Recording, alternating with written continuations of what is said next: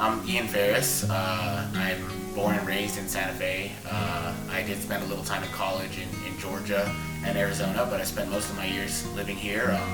I played college baseball, a little bit of independent league professional baseball, and then I've been coaching both at Santa Fe High School and at our private academy, E&G, for about 6 years now. I would say it started with just loving baseball, because ever since I was 2 years old, I was swinging bats and hitting balls and throwing balls, and I was just obsessed with the game, and I think that that's really never left me.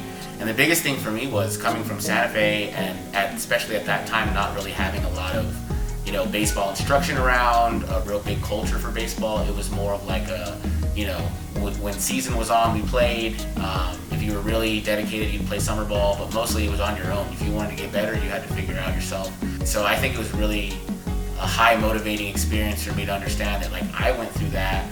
Now I have some information and some knowledge and some skills that I can help pass on to other people, and hopefully they can go beyond where I did. And I think once I really sat into that and saw, man, that's what I need to do, I think that I really feel like, yeah, that's what I'm meant to do, in a lot of ways. I think baseball playing was great, and I love it, and I obviously wished I could have played longer, but I think that I really feel like I'm meant to help pass along what I've learned in my journey to the next generation of kids and players. So that's what really kind of inspired me to want to be a part of it here, was knowing what I did and what I went through, and seeing if I can make that easier for some of the other kids. The thing I'm most proud of as a coach, I guess, is the relationships that you get with your players. I think that's something that people often talk about, but until you really experience the growth and the journey of watching them come from being a small kind of timid player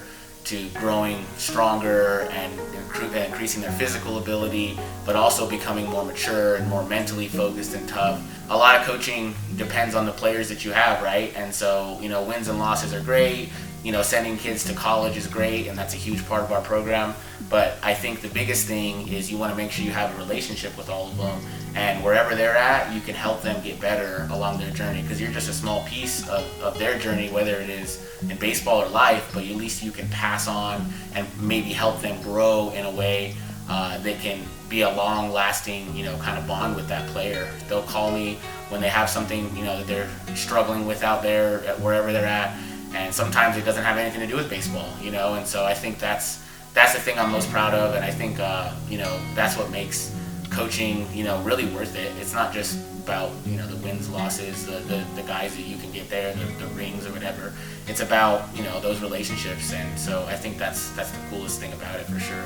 If you're fortunate enough to have something you're passionate about, and you're fortunate enough to have, the access to be able to help the community, I think you should do it. I think that the hardest step is taking that step to actually make something happen. I played competitive baseball for 18 years, somewhere around that.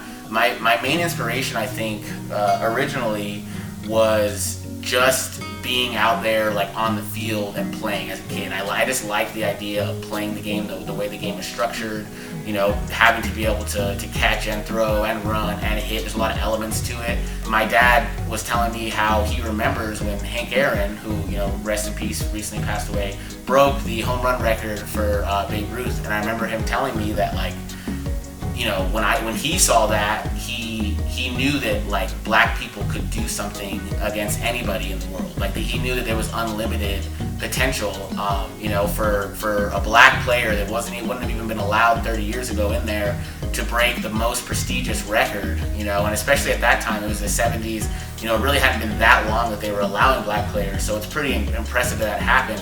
I think that was really, that really stuck with him, and my dad really wasn't into sports like me, so I remember as a kid thinking wow, that guy's obviously a hero, and obviously we know everything he had to go through, all of the racism he had to endure. Same thing with Jackie Robinson, obviously, who came before him. Those were two big influences on my dad, and I remember him teaching me about them at a young age. So they were some of the first baseball players I knew, and it was really fascinating learning that, because you know, me, I'm half black and half white. I live in New Mexico, and there's not a lot of opportunities that I learn about black culture. So it was, you know, it was great to learn about some of these heroes. Seeing those kinds of players and knowing it, I felt like, oh, I saw I could do that, you know, like, and I think that's one of the great things about having, you know, whether it be an athlete, a teacher, anybody that you can look up to, and a lot of times it helps for them to be, you know, represent you in a way, you know, like it helps for you to see somebody that you feel like you could see yourself as, and I think that's kind of what it did for me in that time. Plus I loved the game, so it was just, it fit perfectly, you know. Well, thank you. I mean, I really appreciate it. It's a huge honor. And you know, obviously I want to keep doing what I can to help the kids in the community out, so I really thanks for having me, and this is awesome. This is a really cool thing you guys are doing with this stuff, so